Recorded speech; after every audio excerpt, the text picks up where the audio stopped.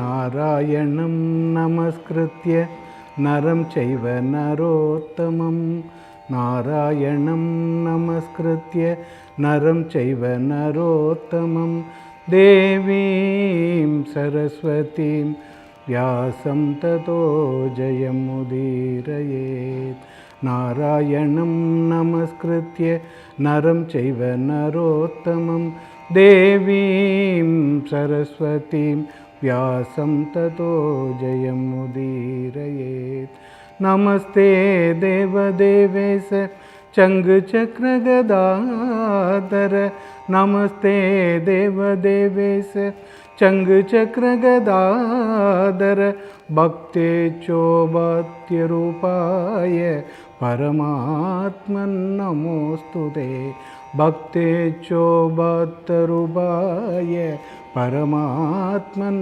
नमोऽस्तु ते नमः पङ्कजनाभाय नमः पङ्कजमालिने नमः पङ्कजनाभाय नमः पङ्कजमालिने नमः पङ्कजनेत्राय नमः पङ्कजाङ्ग्रये नमः पङ्कजनेत्राय नमः पङ्कजाङ्ग्रये नमो भगवते तुभ्यं वासुदेवाय विष्णवे नमो भगवते तुभ्यं वासुदेवाय विष्णवे पुरुषाय आदिबीजाय पूर्णबोधाय ते नमः पुरुषाय आदिबीजाय पूर्णबोधाय ते नमः.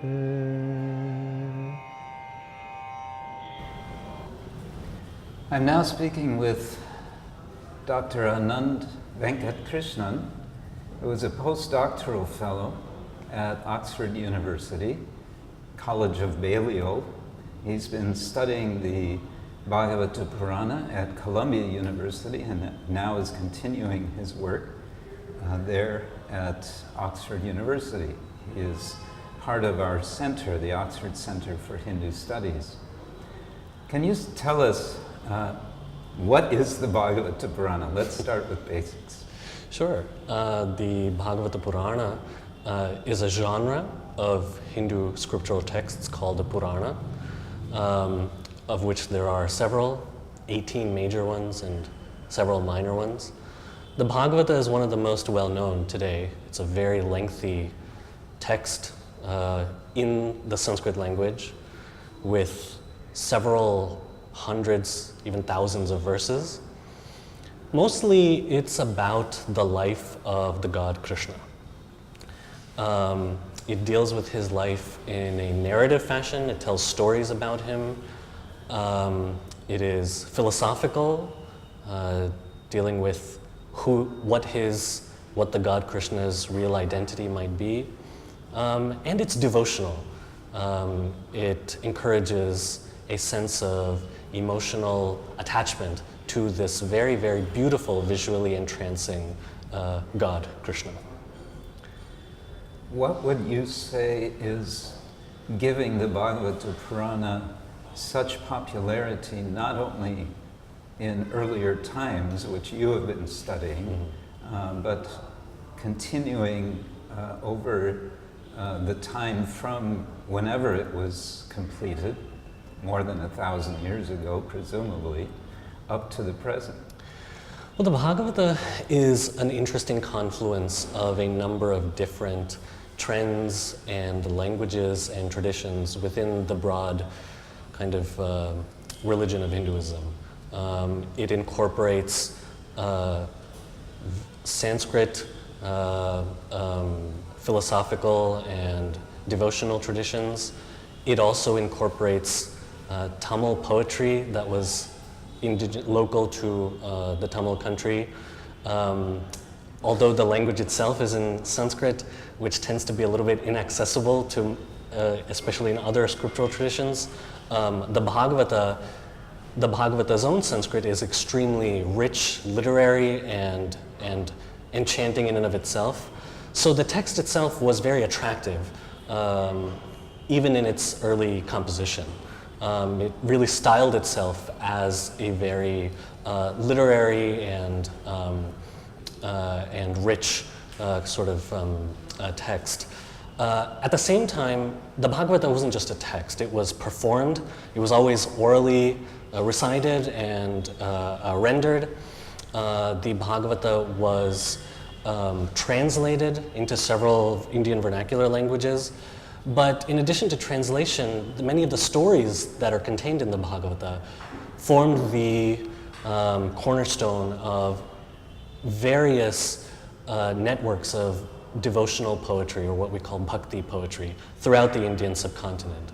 So that centered largely around the life of Krishna. His mischievous pranks as a little boy, his loving kind of escapades as an adolescent, and even his sort of his grand stature as a philosophical exemplar, like that presented in the Bhagavad Gita. All of these identities of Krishna are encapsulated in the Bhagavata, and they are then sort of taken up for a great deal of, they become the object of interest for a number of different devotional groups, religious communities, spanning the Indian subcontinent and for the next few centuries after the text's own composition. So its ability to straddle a number of lines, philosophical, religious, literary, language, all of these things combine to make the Bhagavata extremely popular throughout the second millennium, especially in India. Its story abroad is a different question, but that's a slightly different. And one of the dimensions of the Bhagavata is the commentarial tradition. The fact that so many of the Sanskrit learned clergy, we might say, and philosophers, theologians have commented in Sanskrit on the text. Can you say something about that? Yeah, commentary was extremely important to the explication of religious texts, scriptures, preceding the Bhagavata, like the Upanishads, like the Bhagavad Gita. These formed an important part of the formation of particular philosophical communities, some of which were associated with temple cultures and so on. The Bhagavata was commented upon verse by verse by many different people who belonged to different schools of interpretation. One of the earliest extant commentaries that we have was by a man named Sridhara. This was in approximately the 14th and 15th centuries. And he gave his own particular interpretation of the Bhagavata. Sridhara's commentary became extremely popular, and it influenced a great deal of commentaries up and down the subcontinent, but was modified and changed according to the needs of various different religious communities. For example, what we now today know as the Vallabha Sampradaya, a particular religious community in North and Northwest India, the founder and the early authors and leaders of this community wrote their own commentaries on the Bhagavata, influenced by Sridhara but taking it in different directions. The same was the case with a group of Bengalis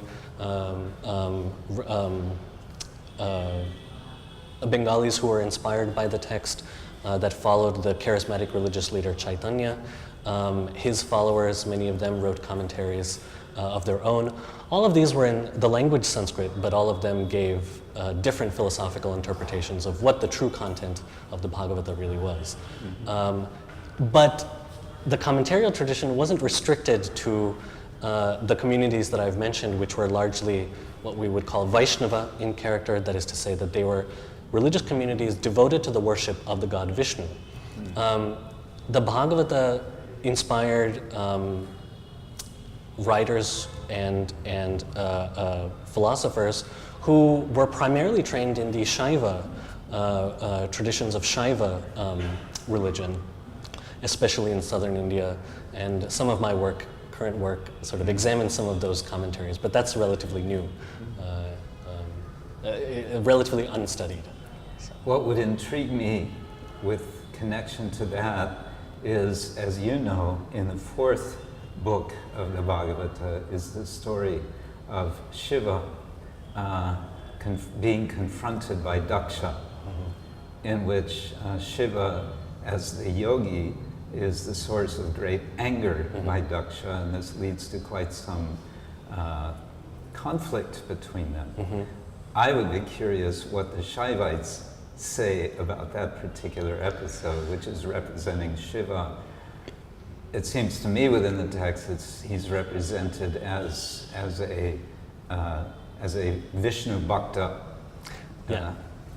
What can you say something about? Yeah, absolutely. At the same time that there are passages in the Bhagavata in which the god Shiva is subordinated to the god Vishnu, in the 8th chapter, for example, there is an entire passage in which Shiva is equated with the supreme god head, which Krishna is elsewhere in the text. There's a great deal of influence from early Shaivism within the Bhagavata itself. So, Vaishnavism and Shaivism. Vaishnavism, the worship of Vishnu; Shaivism, the worship of Shiva as supreme divinities, are usually seen as distinct traditions, distinct theologies. Is it that the Bhagavatam is doing something not so clear-cut as these distinctions generally are presented as? Well, the Bhagavata is generally seen as a primarily Vaishnava text, and for good reason. Vishnu is, in his incarnation as Krishna, is central to the Bhagavata's own theology. At the same time, the Bhagavata does seem to show a great deal of influence from early Shaiva religious traditions and texts. For example, some of what we see as distinct features of bhakti in the Bhagavata, that is to say, bhakti meaning emotional love for a visually entrancing God. Some of these very physical features of bhakti, such as hair standing on end, tears rolling down one's cheeks, eyes welling up with the sense of anticipation, the symptoms of the experience of emotions in relation to the Lord. Right, these symptoms of bhakti or emotional love for God, which we consider distinct to the Bhagavata, feature in some early Shaiva texts when thinking about what a yogi, that is to say, an ascetic, mostly solitary meditator, experiences when he encounters his goal of absorption in the divine. Okay, although I think Mircea Eliade would say that yogis' experience is not ecstasy so much as ecstasy. Indeed, the internal experience as opposed to external. Right. Well, one of the things the Bhagavata does is again play with this distinction between the yogi and the devotee. Sometimes the yogi, as the kind of solitary ascetic, is presented as unable to access the unique devotional and emotional experience of the bhakta or the devotee. But at the same time that they are distinguished, their experiences are equated in some passages in the Bhagavata. So we see, again, the Bhagavata as a confluence of a number of different religious traditions, number of different practices, a number of different religious practices that feature in different traditions, Shaiva and Vaishnava both, in India. Regarding the philosophy or theology of Bhagavata Purāṇa, it's often said that the Bhagavata philosophy theology is quite unsystematic. And I wonder if the Bhagavatas, if we want to accept that idea, if that's an indication of the text being a transitional text in terms of its ideas, or is there some other way of explaining it that you find useful? I think that the Bhagavata is a coherent work It does present a very distinct vision of Krishna as the supreme divinity. At the same time, the way in which it encounters Krishna is extremely different throughout the text. Sometimes Krishna is equated with an absolute, undifferentiated, supreme essence that underlies all of existence. And at other times, he's seen as a child, somebody who's physically very present, somebody who's an adolescent, somebody whom you can encounter every day. And the Bhagavata holds both of these together. So inasmuch as it presents different ways of encountering Krishna, it is transitional, or it is contradictory sometimes, or it is unsystematic. But it is nevertheless centered around this very, very interesting figure. And in that sense, it is unitive, and therefore not just unsystematic. Indeed, it tries to bring together a number of different Right.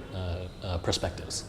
And is that not also a sense, in a sense, what the Bhagavata is about in terms of inclusiveness of audience? That it is attracting, because this is our question, why is the Bhagavata interesting for people? It seems to be inclusive in that sense also. To a great extent, yes, at least in comparison to some of the Sanskrit text traditions that it inherits, such as the Upanishads.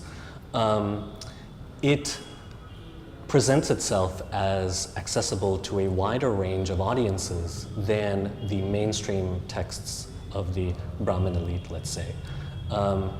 Women, members of non-Brahmin castes. It is not surprising then that it is taken up for, like I said before, translation and rendering in vernacular poetry by a wide range of communities throughout the subcontinent. So even though the text itself is written in a language that is generally inaccessible except to elite educated audiences, in its performance it was intended to be accessible to a wide range of communities and people.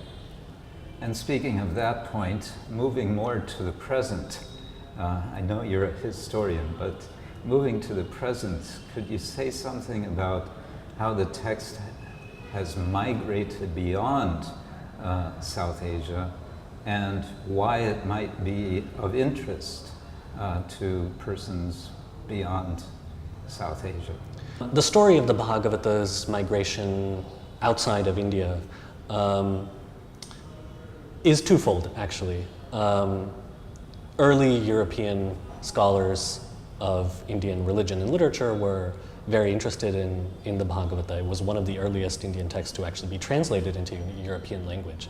But that was largely at the scholarly level. At the more popular, let's say, religious or devotional level, the Bhagavata became central to many people's view of Hinduism in general, largely from the mid-20th century onwards, with the migration of several teachers from India to the West, including but not limited to Swami Prabhupada, who was the founder of the modern ISKCON movement. Why the Bhagavata might be interesting to people today, in my opinion, it's because of its extremely literary quality. Sanskrit is a language that is very difficult to learn. Its grammar is extremely complex. Sometimes it feels very frustrating and sometimes inaccessible. But encountering the Bhagavata is one primarily encounters it as an extremely enchanting poem. And it was intended to be equivalent to the tradition of, let's say, belles lettres or elite, frequently secular literature that had developed in Sanskrit for a few centuries prior to the Bhagavata. So its extremely poetic and literary quality is one of the attractive things about it that I think is something that would appeal to not only students of Sanskrit, but people who are interested in the intersection between religion and literature today. Right. So the reception history, as scholars like to call it, of the text is an ongoing process, we can say. Very much so. The people who are continuing to engage with not only the ideas of the Bhagavata, but also the language of the Bhagavata, span a number of different communities. So does this mean more people are going to start learning Sanskrit just to read the Bhagavata? If that happens, I'd be happy. Can we know something about what got you into this particular study of this particular text, the Bhagavata? Well, my background is as a classicist. I studied Greek and Latin, but prior to that I studied Sanskrit as a child. Oh. Kind of re-encountering the Sanskrit through my training as a historian of literature, I wanted to pursue that in further studies. I was primarily, in my childhood, I had received a significant cultural background in Indian religion and philosophy, and I began by studying the history of Indian philosophy. At the same time, a lot of the people that I was studying, especially in the 16th and 17th centuries where my research is concentrated, in addition to writing significant and voluminous works on these traditions of Indian philosophy, they were extremely, in their personal lives, interested in the Bhagavata Purāṇa. And so I started seeing this connection as a part of a broader trend of the relationship between religion as lived affect, as part of one's emotional life, and philosophy as intellectual practice. And that's where my research interests directed me, and so that's how I began my study of the Bhagavata. So it became a very perfect sort of confluence of interests. On the one side, the philosophical interests and history of philosophy, and on the other, as you say, the experience of affect, that some of those subjects you were reading in philosophy, maybe they go to their office and do their philosophy, they go home and they read the Bhagavata. Yeah, in fact, they don't just go home, they explain it to other people and they tell stories. Yeah. So I started finding out more about people who were both scholars and storytellers, or sermonizers in a way. Yeah. And so studying their history became part of my research interests. Yeah. Yeah, sure. I mean, or maybe something you can say that the motif is typically sages teaching kings, and what that dynamic is, or why that is traditional in Indian literature. The motif of the frame of the Bhagavata, in which a sage teaches a king, tells him the story of Krishna. That motif is quite old in Indian literature, from the Mahabharata, the famous Indian epic, and even in the Upanishads, we have narratives of sages teaching kings, but sometimes the reverse. The kinds of stories that are told in the Bhagavata vary significantly. Some of the most popular, however, center around the exploits of Krishna. But there's much more than that. There are many digressions in which we have the stories of, animals included. Animals have their own lives in the Bhagavata, and we're told a lot about them. The elephant. For example, the elephant king Gajendra, who is saved by Lord Vishnu when he calls out to him.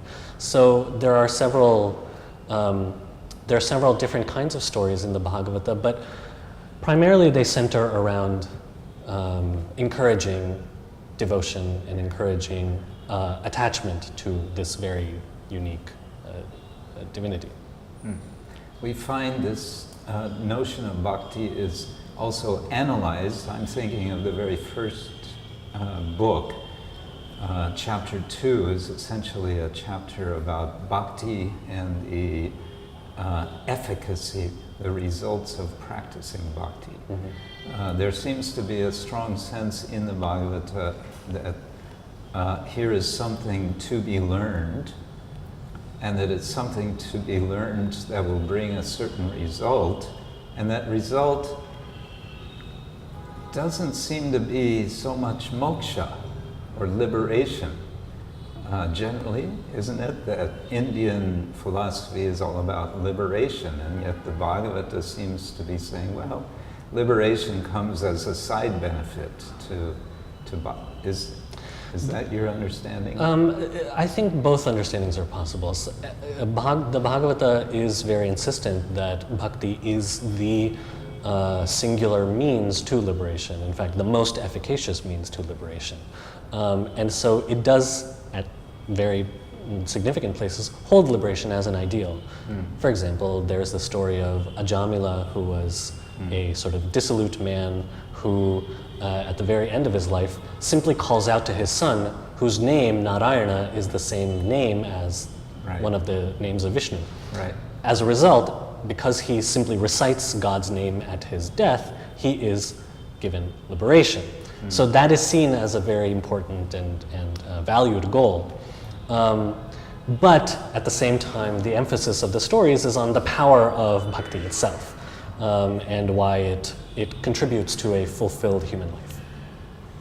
It seems to me, again, thinking of the present, the notion of liberation doesn't seem like a really exciting notion to most people today. Even people who maybe practice some sort of yoga, and they may know about the idea of liberation, but you say, you know, do this and you'll get liberated. What does that mean? Who cares? They want something else. One could say that the Bhagavata very much encourages life in the world. It is a religion of, it encourages a religion of sort of the everyday, and sort of turning one's mind to God in the everyday. So rather than emphasizing something that is otherworldly or that is something to be reached eventually. These are presented as ideals, no doubt, but the practices that the Bhagavata encourages are very much centered in everyday life. And would you say that people see such practices as, okay, this is something I could do also? I think the Bhagavata presents itself as such, that this is something that anybody can do, no matter who they are, no matter where they're from. Whether 1,000 years ago or today. What do we actually understand by the term liberation in general, but perhaps more specifically in the Bhagavata?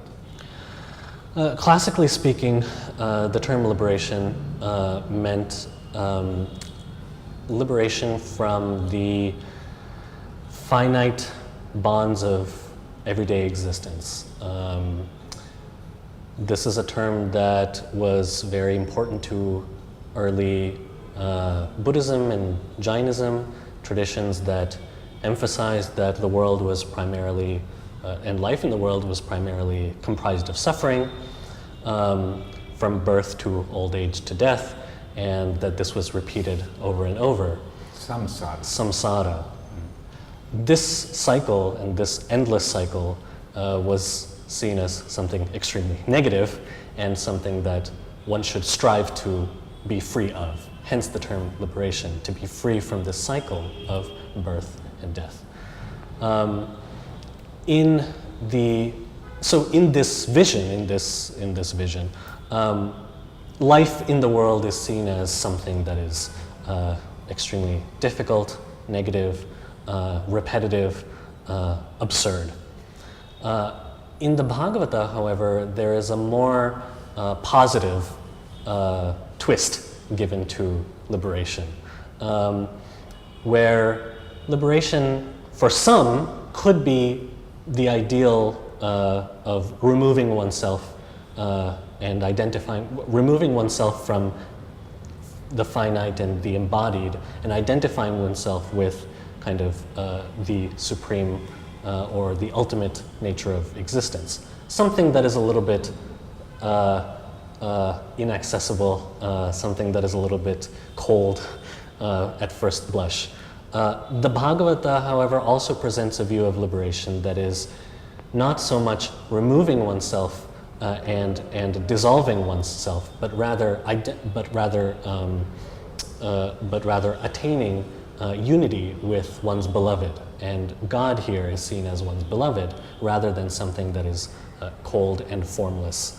So the Bhagavata's view of liberation is a little bit more, let's say, positive, a little bit more affirmative than its previous incarnations. When you say unity, do you mean absolute non-difference, or are you saying togetherness with some distinction?